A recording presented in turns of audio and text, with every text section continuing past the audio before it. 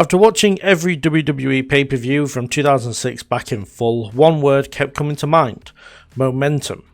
If 2005 was a recovery year, then 2006 felt like WWE fully stepping into a new era. New stars emerged, established names reached new heights, and almost every month seemed like another major development changing the landscape of the company. John Cena spent the majority of the year cementing himself as the face of WWE. Edge evolved into one of the industry's top villains. Batista returned from injury. Booker T transformed SmackDown. Bobby Lashley emerged as a future star, and new names like Mr. Kennedy, Umaga, and CM Punk all began making their presence felt. It wasn't a perfect year. The return of ECW remains a divisive topic, and not every experiment worked. But compared to previous years, WWE felt alive. There was always something happening, and that made 2006 one of the most interesting years I've watched so far. Just like the previous episodes, I've ranked and rated every single match from every single pay-per-view on my shorts page through the classic match ratings. And yeah, they're already live on the channel for the whole year, so if you want to go back and watch what I've given for each pay-per-view match, do go and check that out. But in this episode, we're looking back on the year of 2006 in full. So like previous episodes, I'm going to go through each pay-per-view and kind of point out some highlights, also just some talking points throughout that show. And of course, we start off with New Year's Revolution. Edge beats the crap out of Ric Flair after he saves Lita, who Ric's about to put her in a figure 4 leg lock, and Edge just beats him like what looks like half to death with the Money in the Bank briefcase. But it also put emphasis on the briefcase just before the cash-in later on in the night, which I thought was very smart.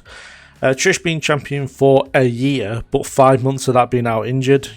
Only in 2005 into 2006 could you get away with that.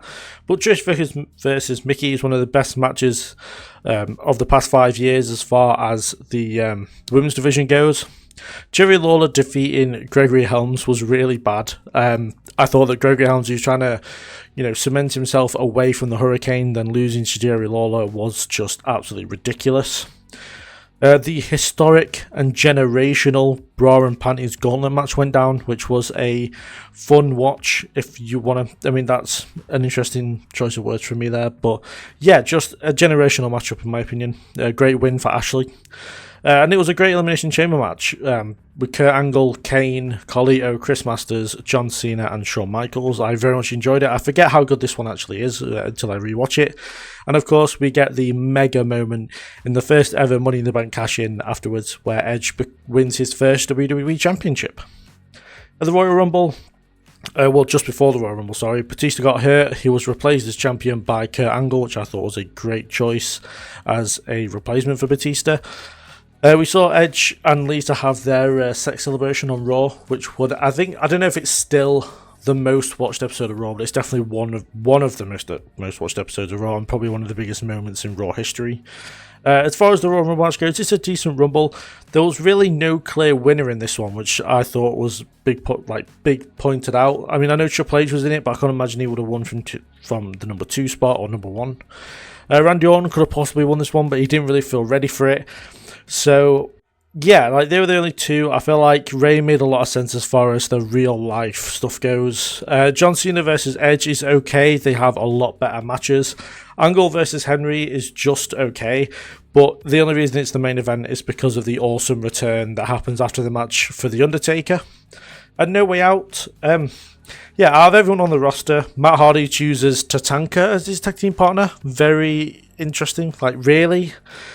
I know they go on to win and they become champions, but still, the whole SmackDown roster, you choose a has-been. Very questionable decision, in my opinion.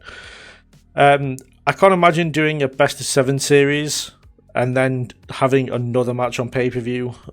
I know Randy Orton took Booker's place because this was Benoit and Booker T for the United States Championship, where Randy Orton filled in for Booker because he was injured. And Randy Orton won the match, which meant Booker became United States Champion. But yeah, I can't imagine having so many matches and then them having to have another one. That just feels a little bit of overkill. Randy Orton actually beating Rey Mysterio to make it a triple threat at WrestleMania is very funny. It probably should have been Orton just anyway. And Angle versus Undertaker is brilliant. It's a fantastic pure wrestling match and one of the best matches of the year in my opinion. We get on to WrestleMania 22. And yeah, it's a pretty good WrestleMania, actually. It's a lot better than I remember it being upon rewatch. There's a great Money in the Bank ladder match field for sure. Guys like Bobby Lashley could have got the win, Rob Van Dam. Matt Hardy probably would have been a decent winner at that point, but I'm glad that he didn't in hindsight. But yeah, maybe Bobby Lashley should have been the winner instead of Rob Van Dam, considering how well that worked out. But yeah, I mean, apart from Ric Flair, which respect to Ric Flair for that superplex off the top, Van Dam was probably the right winner. As I said, maybe Bobby Lashley. I absolutely loved the hardcore match that Edge and Mick Foley had. Respect to both for taking the table spot, and the fact that Lita nearly landed straight on her head on the apron when Mick and Edge all went over the top rope to the outside. Yeah, just this could have been great, and they somehow used this to turn Foley heel, which was a very interesting choice. For this era, Stratus versus Mickie James is probably the best women's match to date, and the crowd being behind Mickie was very interesting, but then, consider the fact that Trish is very much overpushed. By this point, it doesn't surprise me that they turned on Trish during this match. The triple threat match between Randy Orton, Rey Mysterio, and Kurt Angle is very fast-paced. It's not a long match, but I thought it was very, very well done. And then Cena vs Triple H is a great technical match and a great coming out show. Coming out match for John Cena as far as going up against one of the best in the company. Moving on to Backlash, and Umaga debuted the night after WrestleMania and he absolutely destroyed Ric Flair at Backlash. If anyone thinks that Shawn Michaels didn't team up with God, you're a narcissist, because clearly he did. God was clearly there, he had an entrance and everything. But it was very clever marketing for the... for Kane's film, See No Evil. It was very clever marketing, having the whole May 19th storyline go on. It's very funny looking back at it. It's a hilarious storyline, but works really well. I like the fact they had the Big Show essentially knock him out with a chair to make the voices stop. I thought that was quite good. Rob Van Dam versus Shelton Benjamin and Triple H versus Edge versus John Cena were great as far as wrestling goes on the card. But again, I don't want to say it's non-eventful, but nothing really changed that much. There was just funny storylines going on throughout. Moving on to Judgment Day, and first of all, this was a nightmare main event for myself. I literally couldn't have thought of a worst main event ever for me, with Rey Mysterio taking on JBL for the World Heavyweight Championship. Just utter crap. Also, we saw the Great Khali debut not long after WrestleMania. Jesus. He absolutely destroyed The Undertaker. Paul London and Brian Kendrick are such an underrated tag team as far as historically goes. They're quite quickly forgotten about, but yeah, they are absolutely fantastic as a team. Eminem splitting up was probably the best thing for Nitro's career. Obviously, they would be back together again by the end of the year, but yeah, Johnny Nitro massively benefited from this. The King of the Ring win for Booker T, or Kim Booker, was great for him. Probably one of the best guys to ever use the royal gimmick, after winning King of the Ring. And yeah, it would project him up to the World Championship as well, which I thought was great. And then ECW One Night Stand, Angle versus Orton is a fantastic match. Edge, Foley and Lita versus Dreamer, Funk and Beulah is just hilarious. I think it's fantastic. The Foley heel turn in general is so random, but worked kind of well for this event. But then going forward made little sense. But the pin from Edge at the end of the match is just crazy. But Cena versus Van Dam is an iconic match in my opinion, and Rob Van Dam is literally the only person to make a pre-announced Money in the Bank cash-in work. And yeah, it was an awesome moment seeing him win the title, and what was actually a really fun event overall. After that, we have Vengeance, and we saw the reuniting of DX on Raw between One Night Stand and Vengeance in what was a big moment of the year. Mr. McMahon becomes ultra paranoid, and you see that on the pay-per-view as he only goes and throws a kid in a wheelchair down some stairs. Van Dam versus Edge and Cena versus Sabu were highlight matches. Kane gets an imposter, but then is beaten by that imposter, which made no sense to me. The payoff was actually on Raw, I believe. It's a unique pay-per-view for sure. 5-on-2 handicap match with the two winning that one. It's not great for the Spirit Squad. But yeah, for a main event, it's not great either. I probably would have just had Edge and Van Dam be the main event, but DX as a whole were just controlling TV time. So yeah, it made sense that this would actually be main event, but it really shouldn't have been. Going on to the Great American Bash, we saw the return of Batista, but then he lost to Mr. Kennedy. Yes, by a DQ, but it was an interesting move to have him lose on his first pay-per-view back. We saw the debut of the Punjabi Prison, but didn't involve the Great Khali, which is incredibly questionable, but I believe, if memory serves me right, he was injured or something. There was a reason why he couldn't compete, and that's why Big Show took his place. But then, if you're going to have someone take his place, you would have just had it be a normal match, I guess. I wouldn't have bothered using the Punjabi Prison until Khali could definitely be in it. The match itself, though, the Punjabi Prison wasn't good either.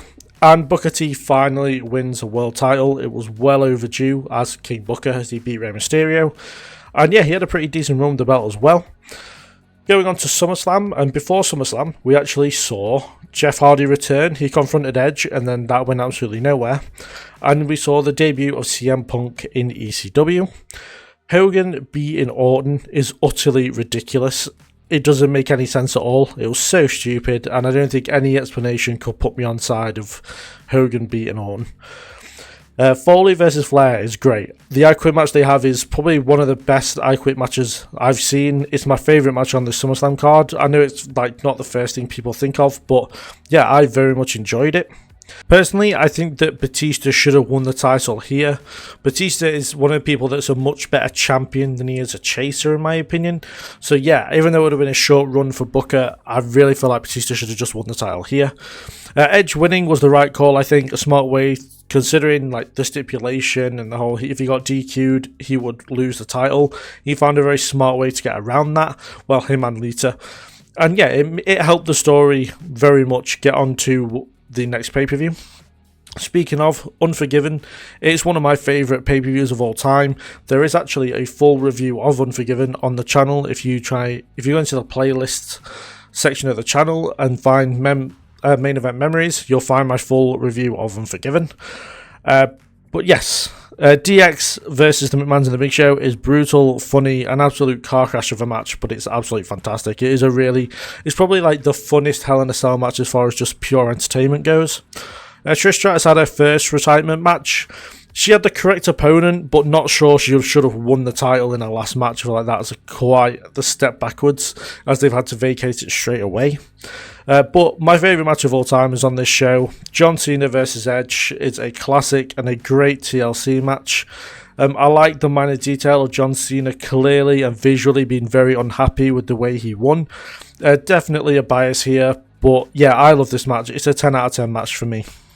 Next up is No Mercy. We saw the debut of MVP on SmackDown. He had his first match on the pay-per-view. Well, he had his debut match on the pay-per-view. It was just a squash match. Nothing much really happened with it. Undertaker DQ'd himself against Mr. Kennedy really quite randomly. It was very uncharacteristic of The Undertaker to do at this point. But yeah, it gave Kennedy a pretty decent win against The Undertaker and led to a pretty decent feud between them both as well.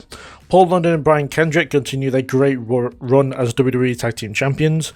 Overall, the pay-per-view is fine, but nothing really much changes on it. It's a very uneventful pay-per-view. Cyber Sunday on Raw, Edge and Randy Orton come together as Rated RKO and what is essentially a temporary fantastic super team. They feud with DX and Ric Flair just becomes a punching bag for them. It's quite funny in a way. I don't see the point in the Champion of Champions triple threat match. It serves absolutely zero purpose, and it's very rarely mentioned again, and overall, it's just a very mediocre pay-per-view. Going on to Survivor Series, where it's quite the opposite case. I thought this was a great pay-per-view. It was a lot of fun to watch. Lita's retirement is disgraceful and awful, and in a way, at times funny. All the stuff with Crime Time at the end of the match, or after the match, sorry, is, yeah, it's awful to experience, and like to let a legend like Lita leave like that is pretty awful, but at the same time, the stuff that they say is really quite funny. Team DX doing the whole running through Team Rated RKO going 5-0 is hilarious and kind of made sense in a way. They did it in an entertaining way, which I had no issue with, which also saw the pay-per-view debut of CM Punk, and he was incredibly over in Philadelphia. And then Batista finally won the World Heavyweight Championship, which I thought was a great decision, but then again, he gets injured again and has to vacate it, which is quite annoying. And in quite a while, actually, he goes on to have a pretty decent feud with The Undertaker first, but yeah, just as a Batista's such a great champion. When you think of the World Heavyweight Championship, especially Big Gold, you definitely think of Batista first. And yeah, to have him back as champion, I thought was the correct decision. December to dismember. What to not say about this pay-per-view? Though I haven't written a lot, I'm not going to lie. Paul Heyman quit or got fired, depending on who you ask, is the direct quote from CM Punk's documentary after this event. And it's just a case of it's a meh pay-per-view, and that's kind of being complimentary to it. It feels very much like WWE don't care about this, therefore why should I? Obviously, the best match on the card was the Extreme Elimination Chamber, but then overall it's not a great Elimination Chamber either. So yeah, nothing about the show worked. Only announcing 2 pay-per-views before the event is just ridiculous. And yeah, you kind of got the feeling, as I said, that just no one at all cared about this pay-per-view being on at all. And then finally, we had Armageddon. Kane should probably ask for an Inferno match more often, as he gets a really good win here, and also Fire is his thing, so why would he not want to have this more often? Like, Undertaker has all his matches, whether it be Casket, Last Ride, Hell in a Cell to a degree. Kane should probably ask for Inferno matches more. Benoit versus Chavo Guerrero is a mid feud. There's not one point throughout these few years where I've seen Chavo Guerrero as any kind of threat to anybody. So why would I suddenly feel like he could be able to beat Chris Benoit for the United States Championship, and then he never does, and it kind of cements how I feel about Chavo Guerrero. The Last Ride match is just an ambulance match, but for The Undertaker, and it's not great. And also there's an added caveat that you have to drive the person out of the arena, unlike you do in an ambulance match, which then isn't great. Respect to Undertaker though, he took a 15-foot drop off the stage. Respect for that, and he won the match as well. Kennedy took a brutal steel chair shot. He has done multiple times during the feud as well. But yeah, it's a decent match. It's an okay match overall. I don't know. There's worse ambulance matches, but there's also this is just a crap stipulation. Earlier in the night, which I completely forgot to mention, there is a fantastic ladder match that gets put together last minute in kayfabe, where Eminem, the Hardys, Regal and Taylor, and Paul Heyman and Kendrick have a fantastic ladder match. Respect to Joey Mercury, who got his face exploded by Jeff Hardy and then wrestled on the month later, so fair play to him. And it was a decent tag match main event with Batista and John Cena teaming up as the 2 world champions to take on King Booker and Finlay. And yeah, it was an okay match, nothing really special. I don't know. It wasn't the best pay-per-view, but that ladder match was brilliant. Looking back on 2006, it felt like a year where WWE found its momentum again. After the recovery of 2005, 2006 saw the company continue moving forward with new stars, new stories, and new directions. Whether it was the rise of Edge, the return of Batista, the emergence of King Booker, or the arrival of new names like Umaga, CM Punk, and Mr. Kennedy, there was always something happening. WWE felt alive, and for the first time in this series, it felt almost like every part of the company had something worth paying attention to. That doesn't mean everything worked. The return of ECW remains one of the most debated decisions in WWE history. Some experiments were far more successful than others, but overall 2006 was a step up from 2005 and one of the strongest years I've watched so far.